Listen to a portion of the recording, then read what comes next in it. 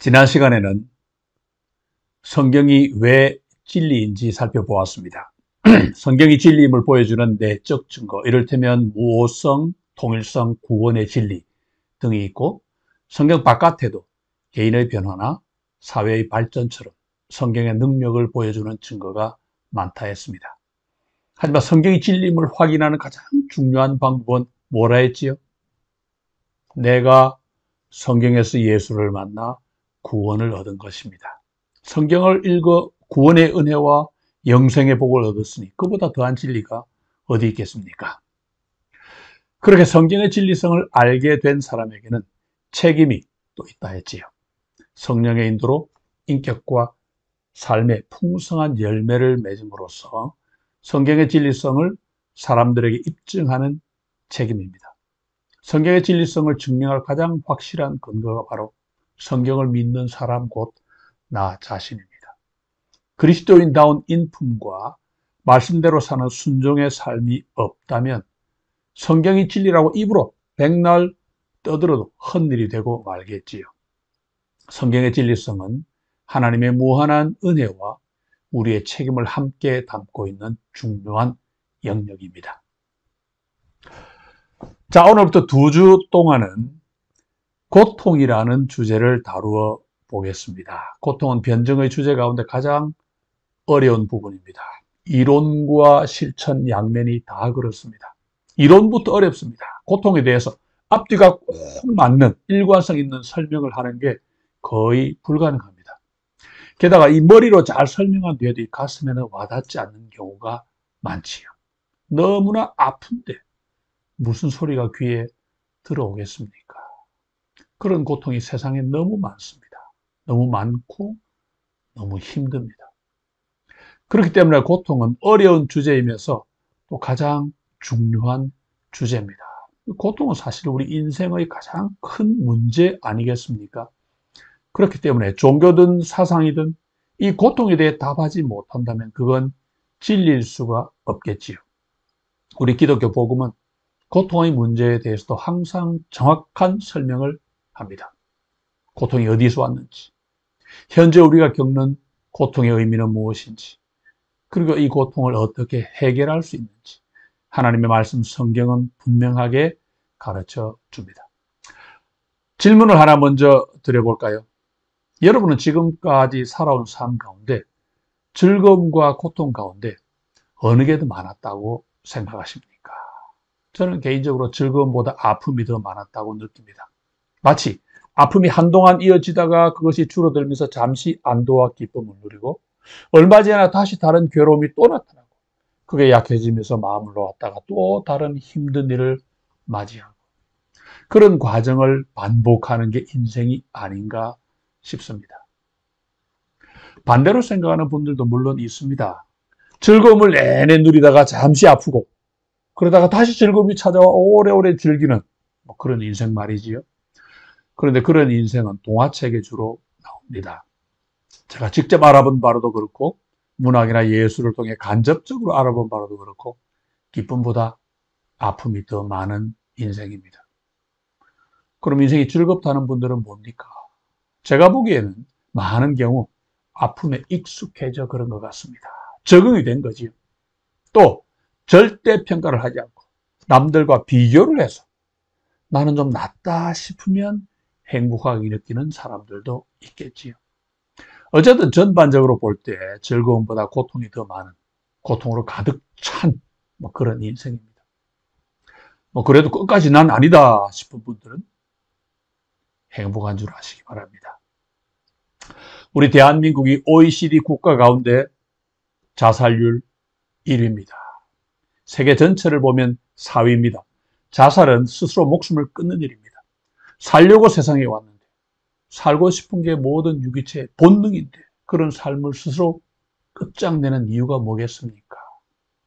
우울증이나 충동 같은 의학적 분석도 있지만 근본 원인은 딱 하나입니다. 고통이지. 아픔입니다. 삶이 너무나 슬프고 답답하고 힘들고 아파서 그 고통을 스스로 끝내버리는 게 바로 자살입니다. 미국에서 죽은 사람들에게 하는 인사로 RIP, rest in peace라는 게 있지요. 비슷하게도 씁니다. 살아서는 고생이고 고통인데 죽었으니 이제 편히 아무 고통 없이 잘 쉬라. 그런 말이지요. 그럼 고통이 뭡니까? 사전을 한번 찾아보았더니 아프거나 괴로운 것 그렇게 써놨습니다. 그래서 아픔을 찾아보니까 괴로운 상태 그렇게 썼네요. 괴로움을 찾아보니까 고통스러운 상태 그랬습니다. 같은 뜻을 가진 말을 돌렸으면 소위 돌려막기식 정의입니다. 왜 그랬을까요? 고통이 가장 원초적인 느낌이라 그랬을 겁니다. 두통은 머리가 아픈 거고 치통은 이가 아픈 거지만 아픔은 그냥 아픔입니다. 다 알고 있어서 말이 필요가 없습니다. 고통을 먼저 느끼는 건 몸이지요. 가시에 찔리거나 뭐 살갗이 벗겨지거나 어디에 충격을 받으면 아픕니다. 고통을 느끼는 거지. 이런 고통을 줄여주는 약을 보통 진통제라, 통증을 누른다 뭐 그런 약이죠. 마음의 아픔도 있습니다. 몸에 비하면 간접적이라는 느낌도 들지만 때로는 더 강하고 더 오래 갑니다. 낙심, 좌절, 상실에다가 뭐 슬픔, 두려움, 분노 이런 것들도 다 우리 마음이 겪는 아픔이지요. 게다가 이 몸과 마음은 늘 같이 가기 때문에 예를 들어 폭행을 당했다. 그럼 몸과 마음이 함께 아픕니다. 또 마음이 아프면 몸도 편할 수가 없지요. 그럼 고통이 왜 문제가 됩니까? 싫거든요. 누구나 피하고 싶은 게 이 고통입니다. 고통을 겪는 사람이 바라는 건 얼른 그 고통을 끝내는 한 가지입니다. 게다가 우리 인생 전체가 이 고통의 절정인 죽음으로 끝납니다. 우리가 유기체인 이상 다 죽어야 됩니다. 살고 싶은데 언젠가는 떠나야 됩니다. 가장 싫은 게 고통인데 그걸 아무도 피할 수가 없습니다. 그래서 고통은 사람을 생각으로 인도합니다. 즐거울 때는 생각하지 않습니다. 뭐 즐거움이란 무엇인가? 인생은 왜 이리 즐거운가? 이런 걸 누가 물어봅니까? 그냥 신나게 즐기고 말지요. 그런데 아픔이 옵니다. 싫은데 피할 수 없게 치고 들어옵니다. 그럴 때는 생각합니다. 왜 이렇게 아플까?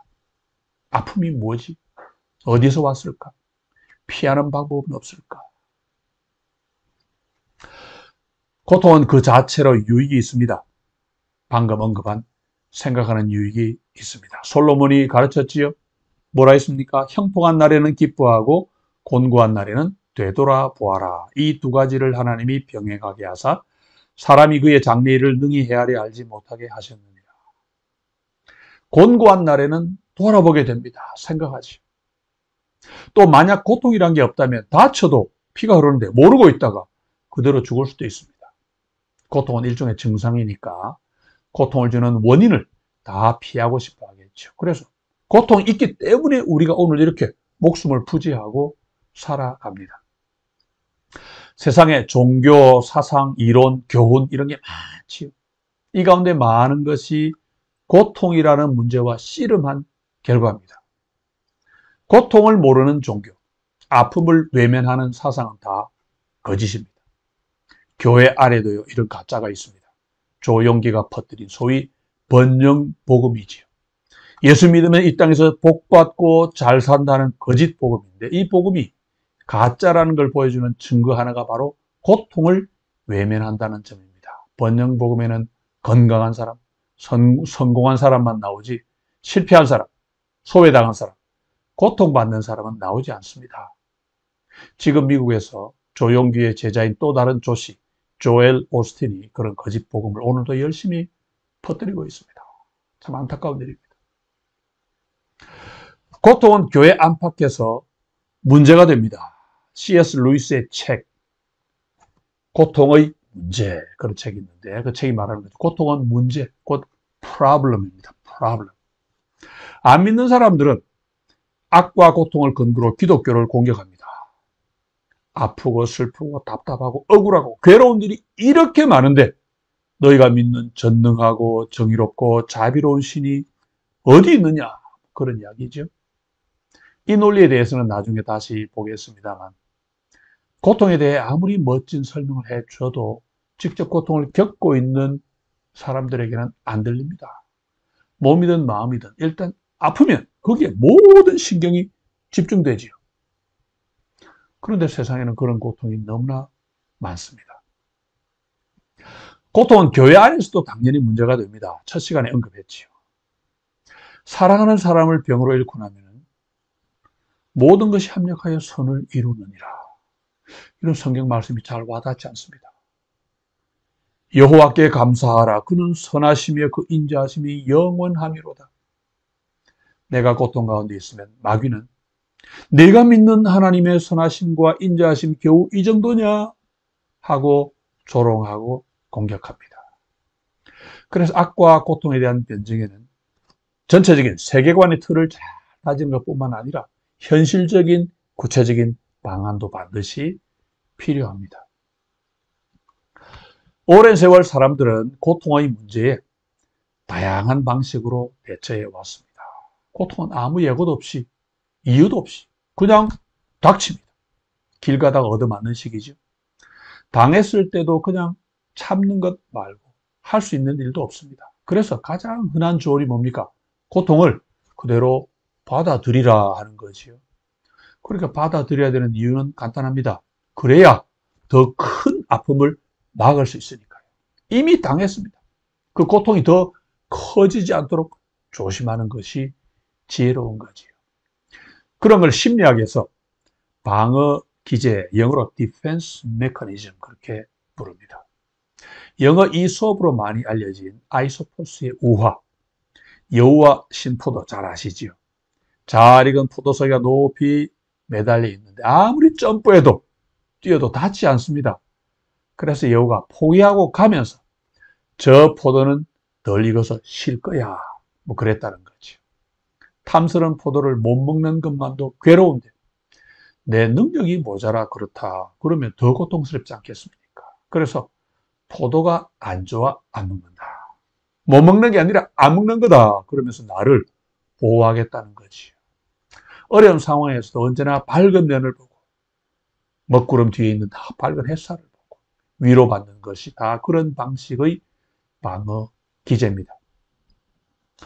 고대 그리스 로마에서는 스토아 학파 사람들이 고통을 대하는 방법을 개발했습니다. 범실론과 운명론을 이렇게 합친 방식인데 온 우주가 신의 몸으로서 일사불란하게 움직인다는 것이 범실론이고 세상 일은 정해진 대로 움직이기 때문에 우리가 어찌할 수 없다 하는 것이 운명론입니다.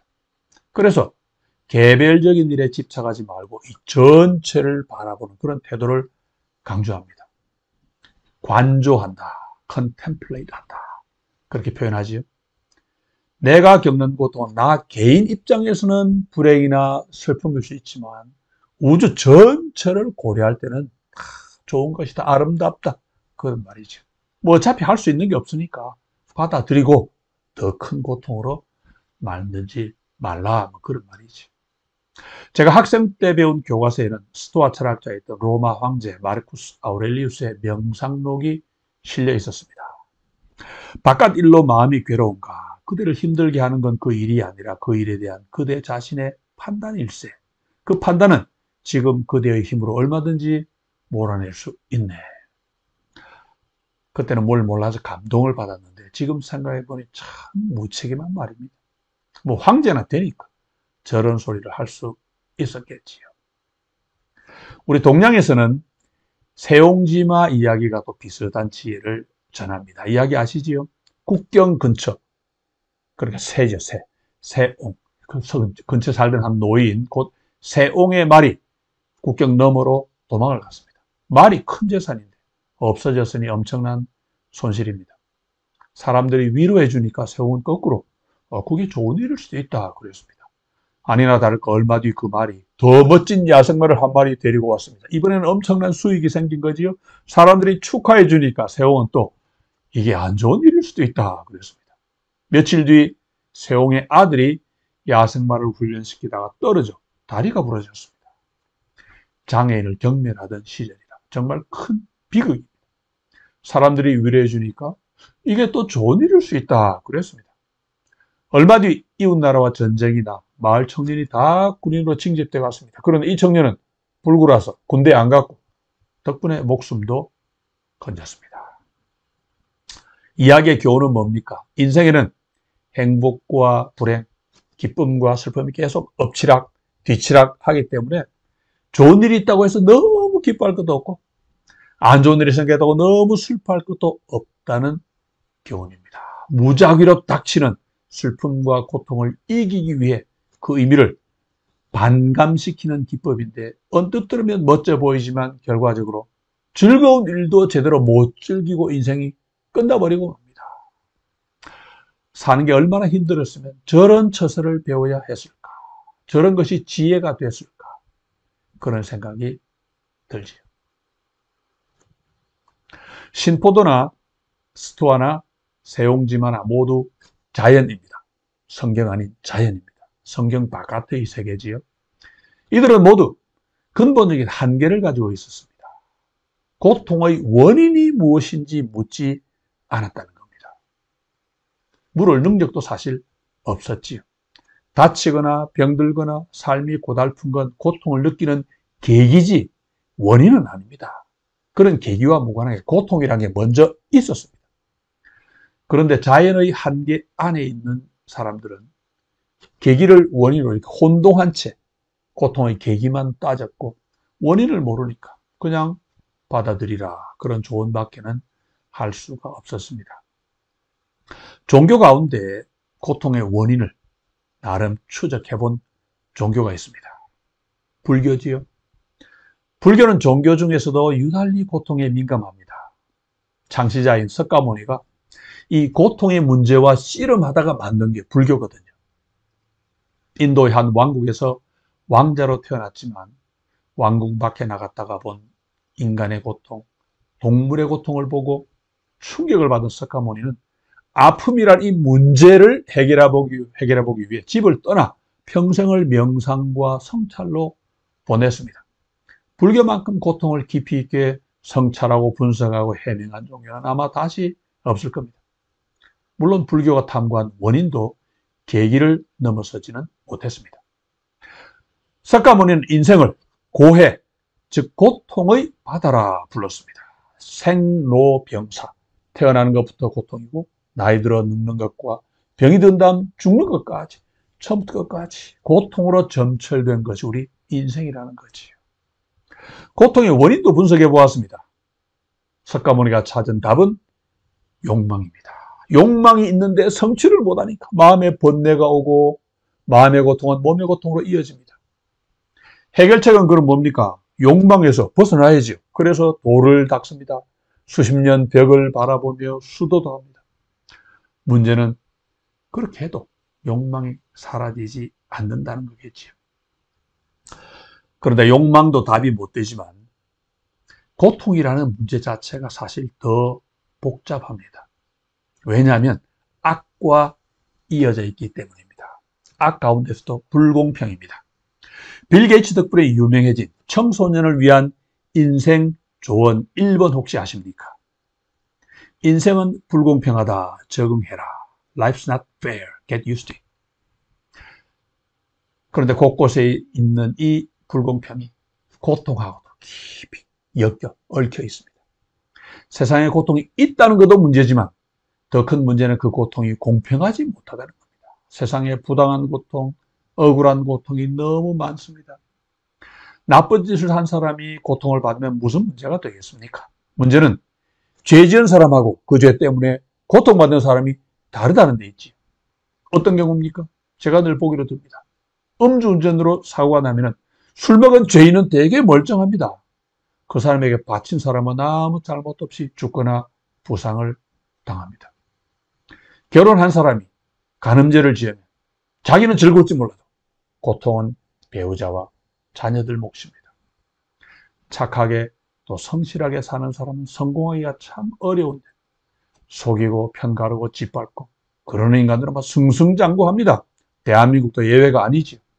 왜 누구는 잘 사는 부모만다 편안하게 사는데 나는 가난을 대물림해가지고 죽도록 고생합니까? 불교는 이 문제도 잘 압니다. 그래서 고통을 악과 함께 설명하려고 시도합니다. 힌두교에서 전수받은 윤회론 세계관을 이용합니다. 이 땅에 고통이 있고 그 고통이 불공평한 것처럼 보이지만 전생과 이어 생각하면 얼마든지 설명이 된다는 거죠. 현세만 보면 선한 사람이 고통을 받고 악한 사람이 성공하는 것처럼 보입니다. 하지만 알고 보면 전생에 지은 죄 때문에 현세에서 벌을 받고 전생에 세운 공에 대한 보상을 이번 생에서 받는다는 설명입니다. 현세만 보면 불공평한데 영겁의 세월을 이어가는 거대한 세계관으로 바라보면 전혀 불공평하지 않다는 거지요. 불교는 매우 철학적입니다. 그래서 합리적인 설명을 많이 합니다. 윤회론도 그렇고 전생과 연결된 고통도 꽤 합리적인 듯 보입니다. 그런데 문제는 검증이 불가능하다는 겁니다. 전생에서 어떤 삶을 살았는지는 둘째치고 전생이란 것 자체가 있긴 한지 그것도 확인이 안 됩니다. 그런데 그런 전생 때문에 누구는 평생 나쁜 짓 하면서도 떵떵거리고 누구는 평생 착하게 노력하면서도 고통으로 몸부림친다는 게 말이 됩니까? 거기다가 현세의 모든 것을 전생을 근거로 용납하다 보니까 지금 대한민국 언론이 바라보는 대한민국의 현실처럼 현 상태는 언제나 아무 문제가 없는 좋은 상태가 되고 결국 사회의 불의, 부정, 부패를 바로잡을 노력도 못하게 됩니다. 윤회론 세계관은 그런 식으로 권력자가 이 국민을 억압하기에 정말 좋은 논리가 되는 거지요. 세계관이 그래서 무서운 겁니다.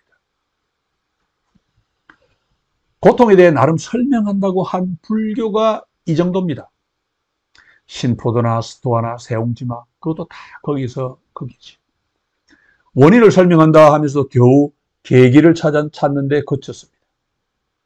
자, 그러면 성경은 이 고통에 대해 뭐라고 가르칩니까? 앞에서 말씀드린 것처럼 성경은 세 가지에 대해서, 즉 고통의 기원, 곧 참 원인을 설명해주고 또 악과 뒤엉킨 고통의 실제 모습을 있는 그대로 잘 묘사합니다. 다음 주에 살펴보겠습니다만 이 고통에서 벗어나는 방법 역시 정확하게 잘 가르쳐 줍니다. 이런 이 고통에 대한 성경의 가르침을 몇 가지로 정리할 수 있는데, 첫째는 모든 고통은 죄에서 왔다는 것입니다. 이 점 너무나 명백합니다.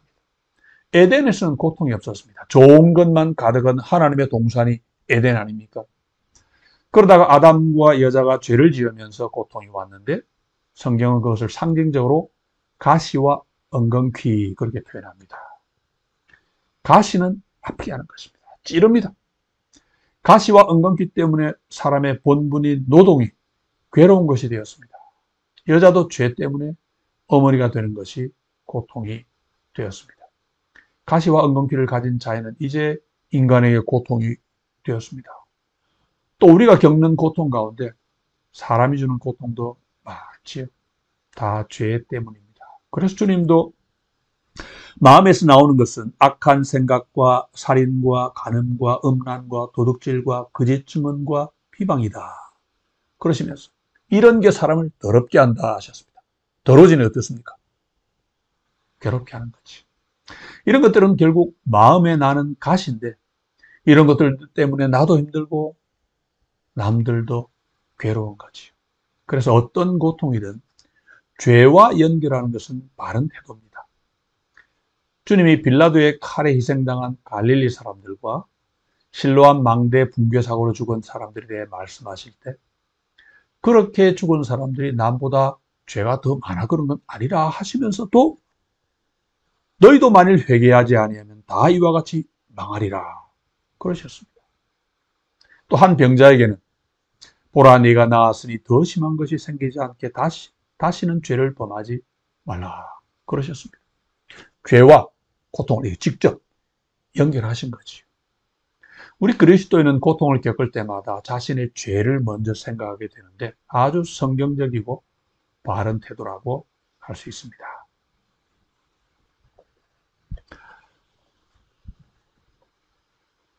고통은 죄에서 옵니다. 성경의 가르침입니다. 그런데 그게 다가 아닙니다. 성경은 둘째로 고통이 악과 뒤엉켜 있다고 말씀합니다. 다시 말해 부당한 고통, 억울한 고통이 세상에 안이 있다고 가르칩니다.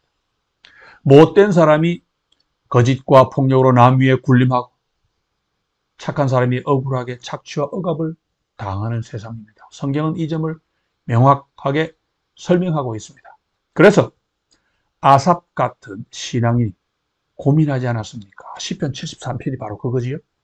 악인은 고난, 재앙 이런 것 없이 이 땅에서 떵떵거리며 장수하는데 자기처럼 말씀대로 살려고 애쓰는 사람은 왜 이렇게 괴롭고 힘든 삶을 살아야 되는지 답답한 마음을 토로하고 있습니다. 선지자 하박국도 하나님이 계시를 받고 난 다음에 악인이 자기보다 의로운 사람을 짓밟는 것을 왜 하나님이 보고만 계시는지 따졌습니다. 답은 물론 간단하지. 하나님이 심판하실 것입니다. 불교는 있는지 없는지도 모를 전생을 갖고 와서 현세의 불공평이 아니다. 그렇게 주장하지만 성경은 불공평이 맞다고 분명히 지적하면서 마지막에 하나님이 공의로 심판하실 것이라고 가르쳐 줍니다. 그렇기 때문에 성경은 악인이 잘 된다고 불평하지도 말고 부러워하지도 말라 그렇게 말씀합니다. 지금은 승승장구하지만 나중에는 영원한 파멸을 맞이할 것입니다. 그렇기 때문에 나쁜 사람이 잘 된다고 불평해서는 안 됩니다. 또 나도 세상에서 성공해보려고 악인처럼 불이나 폭력이나 거짓말, 속임 이런 것들을 사용하다가 똑같은 심판을 받을 것입니다. 하박국이 해주신 말씀처럼 우리는 믿음으로 삽니다. 심판하실 하나님, 공의 하나님을 믿고 그 하나님만 순종하면서 사는 거지요. 아삽이 고백한 것처럼 그렇게 하나님을 가까이 하는 그것이 복입니다. 그러면 불평하지도 말고 부러워하지도 말고 뭘 해야 됩니까? 두 가지 태도를 가져야 되는데 첫째는 죄가 얼마나 무서운 것인지 알아야 됩니다. 온 인류를 고통에 빠뜨린 죄의 힘을 분명히 알아야 됩니다. 인간의 죄 때문에 온 우주가 지금 고통의 신음소리를 내고 있습니다. 죄가 이 모든 것을 가져왔으니 죄를 멀리하기 위해 발버둥을 쳐야 됩니다. 내가 겪는 고통이든 남이 겪는 고통이든 죄를 생각해야 되겠지만 특히 내가 겪는 고통일 때 이 교훈을 잘 새겨야 됩니다. 고통 가운데 죄를 생각하고 멀리하는 것은 언제나 귀한 일입니다. 그러면서 또 그 죄를 없애러 오신 우리 주 예수 그리스도의 은혜까지 다시금 생각할 수 있다면 더 좋겠지요. 혹 내가 겪는 고통이 억울한 것일 때는 어떻게 하면 됩니까? 정당한 방법으로 해결할 수 있는 문제라면 주님의 비유에 나오는 그 누가복음 18장 그 과부처럼 법에 호소하거나 다른 정당한 방법을 통해서 해결을 위해 최대한 노력을 해야 되겠죠. 그렇지만 그 억울함이 분노가 되고 그 결과 옳지 않은 방법을 사용하는 단계까지 간다면 그건 성경을 믿는 사람, 특히 공의의 하나님을 믿는 사람의 태도가 아닙니다. 우리를 위해 억울한 고통을 끝까지 참으신 주님을 본받아야 됩니다. 첫째로 죄를 멀리하고 둘째로는 다른 사람을 정죄하지 않도록 조심해야 됩니다. 이건 남의 고통을 볼 때 가질 태도입니다. 고통 가운데는 죄인이 벌을 받는 것처럼 정당한 경우도 없지 않지만 그것보다는 부당하고 억울한 것이 훨씬 많기 때문에 고통당하는 사람을 죄인으로 오해하지 않도록 정말 조심해야 됩니다. 왜냐하면 우리는 종종 이 세상이 공평하다고 오해하고 또 나는 남보다 의롭다고 착각하는 이기적인 사람이라서 고통당하는 이웃을 일단 나쁘게 보는 그런 안 좋은 경향이 있기 때문입니다. 죄 지은 사람이 벌을 받는다. 이거 인간의 본성입니다. 격언이지요. 그런데 이런 생각은 주로 남을 두고 합니다. 내 경우는 예외로 하지요. 전형적인 내로남불 아닙니까? 예수님의 제자들도 날 때부터 시각장애인 된 그 사람을 두고 본인의 죄 때문인지 아니면 부모의 죄 때문인지 물었습니다. 예수님은 그게 아니라고 분명히 대답해 주셨습니다. 조금 전에 언급한 헤롯의 칼에 죽은 사람이나 실로암 망대의 붕괴로 죽은 사람들 역시 남보다 죄가 더 많아 그런 건 아니라고 분명히 가르쳐 주셨습니다. 정죄하지 않는 정도로 만족하지 말고 우리는 한 걸음 더 나가서 오히려 더 미안해하고 어쩌면 고마워하는 단계까지 가야 될지도 모릅니다. 나도 죄인 아닙니까? 그런데 왜 고통은 저 사람이 훨씬 더 많이 겪어야 됩니까? 어쩌면 저 사람이 내가 져야 마땅한 고통의 짐을 나 대신 져주는 것일 수도 있습니다. 세상이 불공평하니까 그런 일은 얼마든지 가능하지. 고통이 죄에서 왔고 세상의 고통은 불공평하다는 것을 아는 그리스도인이라면 남을 정죄하는 것은 생각조차 할 수 없는 일입니다. 12년 전 어느 새벽 뉴욕주에서 인근 커네티컷주 카지노에 다녀오던 버스가 이 도로 표지판 이 쐐기둥을 들이받고 둘로 쪼개졌습니다. 버스가 두동강이 났어요. 밤샘 도박을 하고 오던 사람 가운데 14명이 즉사하고 20몇 명이 중상을 입었습니다. 도박장에 다녀오던 버스가 사고가 났다. 그러면 누구나 특히 크리스찬들은 안 좋은 생각을 먼저 하겠지요. 벌을 받았나? 그런 생각을 하기 쉽습니다. 그렇지만 우리는 절대 그런 유혹에 넘어가서는 안 됩니다. 그 사람들이 우리보다 죄가 더 많아 그런 게 아니라고 주님이 가르쳐 주셨습니다. 카지노에 안 가도 그런 사고는 납니다. 카지노 버스 사고가 난 2년 뒤에는 교회 수련회에 다녀오던 버스가 사고가 나 3명이 죽고 10몇 명이 다쳤습니다. 몇 년 뒤에는 또 텍사스에서 교회 버스가 사고가 나 13명이 죽었습니다. 첫 시간에 변증할 첫 이유로 불신자들의 조롱을 언급한 거 기억나십니까? 이런 뉴스를 들으면 교회 버스가 사고 났다. 불신자들이 교회와 기독교 신앙을 조롱하지 않겠습니까? 우리가 만약 고통받는 불신자를 정죄한다면 우리도 똑같은 짓을 하는 셈이지요. 물론 불신자가 조롱할 게 두려워서가 아니고 성경적 세계관을 바로 확립해서 고통에 대해 바로 반응할 수 있어야 된다. 그런 말씀입니다. 정리합니다. 고통은 죄에서 왔고 세상의 불의나 불공평과 뒤엉켜 있습니다.